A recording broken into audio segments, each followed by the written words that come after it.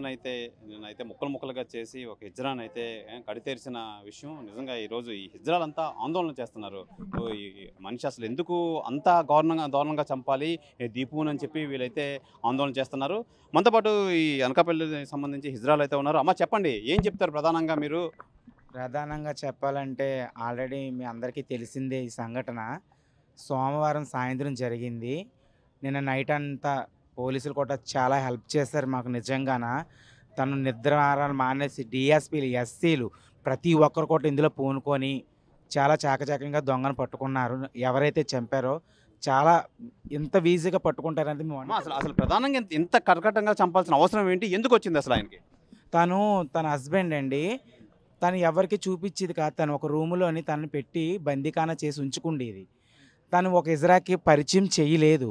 తను ఒక ఇంట్లో పెట్టుకొని ఉంచడం వల్ల, తను ఎవరికి తెలియకపోవడం వల్ల తన ఇద్దరి మధ్యలో ఏదో ఘర్షణ జరగడంతో తను చంపి చాకచక్యంగా ముక్కలు చేసి పాడివేశాడండి. దారుణంగా ఎక్కడ పడితే అక్కడ దారుణంగా పడేశారండి ముక్కలు. మరి అలా ఎందుకు చేశాడు అన్నది అతను మేడం గారిని మేము అడిగితే అంటున్నారు ఒక 10 days టైం ఇచ్చారు. 10 daysలోని ఎందుకు చంపాడు, దేనికి చంపాడు, మీకు వివరమంతా నేను ఇస్తాను, న్యాయం చేస్తాను, ఊరుకంబానికి ఎక్కేలా చేస్తాను అన్న మేడం గారు మాకు సపోర్ట్ చేసి మాకు న్యాయం చేస్తాను అన్నారండి. అదే అందుకని ఆడ గౌరవించి ఈ ధర్నాన్ని మేము ఆపాము. ఇంతడు దీపు మీతో పాటు కలిసి ఉండేదా? అసలు ఎప్పుడు ఏం చెప్పలేదా ఈ మనిషి ఎలాటోడు అని చెప్పి, బన్నీ ఎలాటోడు అని చెప్పి ఎప్పుడు ప్రస్తావన రాలేదా? మాకు అసలు తన భర్త ఉన్నాడు అన్న విషయమే మాకు చెప్పేది కాదండి. అప్పుడప్పుడు ఫోన్ మాట్లాడితే మీ తమ్ముడు అనేది కానీ ఇలా నేను మా భర్తతో ఉంటున్నాను చేస్తున్నాను అని కూడా చెప్పేది కాదండి. ఇంట్లోనే ఉంటాడండి. ఇంట్లో ఉన్న మమ్మల్ని కూడా ఏ రోజు కూడా ఇంటికి పిల్లదు. తన భర్తే దాని స్వర్గం అనకూడదు. కానీ ఒకవేళ ఇంటికి వచ్చి ఒక టీ తాగమన్నా తాగదండి. అమ్మమ్మ మా ఆయనకి వెళ్ళిపోవాలి, మా ఆయన దగ్గరికి వెళ్ళిపోవాలి, టిఫిన్ అట్టుకొని పారిపోయేది. అంత ఇష్టం మొగుడంటే. దాన్ని ఇంట్లో గూట్లో దాసిందండి. ఆ గూట్లో దాసినందుకు దాని జీవితమే గూట్లోకి పోయిందండి. నిజంగా చాలా దారుణం అండి ఇది. నిజంగా ఇలా చేస్తా మాకు భయం వేస్తుంది. 6 దాటితే బయటికి వెళ్ళాలంటే మాకు భయం వేస్తుంది. ఇది చూసి ఇంకోటి నేర్చుకుంటాడేమో అని భయం వేస్తుందండి మాకు నిజంగాన.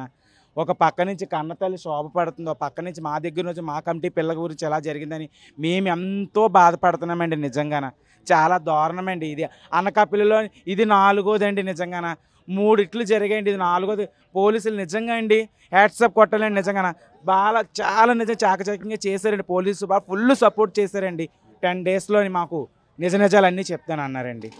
చెప్పండి అసలు దీపు కోసం ఏం చెప్తారు మీరు? సీఎం గారి వరకు వెళ్ళింది సార్. ఇది సీఎం గారి వరకు వెళ్ళింది. మేడం గారు 10 రోజుల్లో న్యాయం చేస్తానన్నారు. ఇది వరకు అనకాపల్లిలో 3 ఇలాగే జరిగాయి. దేవుడమ్మని ఆవిడని చంపేస్తారు ఇలాగే, అది కూడా బయటకు తీసుకురాలేదు. చిత్రమ్మని చంపేసి పట్టాల మీద పడేస్తారు, అది కూడా బయటకు తీసుకురాలేదు. బైపాస్లో యాసిడ్ వేస్తారు, అది బయట తీసుకురాలేదు. ఇది న్యాయం జరగకపోతే మేము అసలు ఊరుకోం సార్. 10 రోజుల్లో మేడం గారు చెప్తున్నారు, డిఎస్పీ మేడం గారు సీఎం వరకు వెళ్ళింది. న్యాయం జరగకపోతే మేము ఊరుకోము.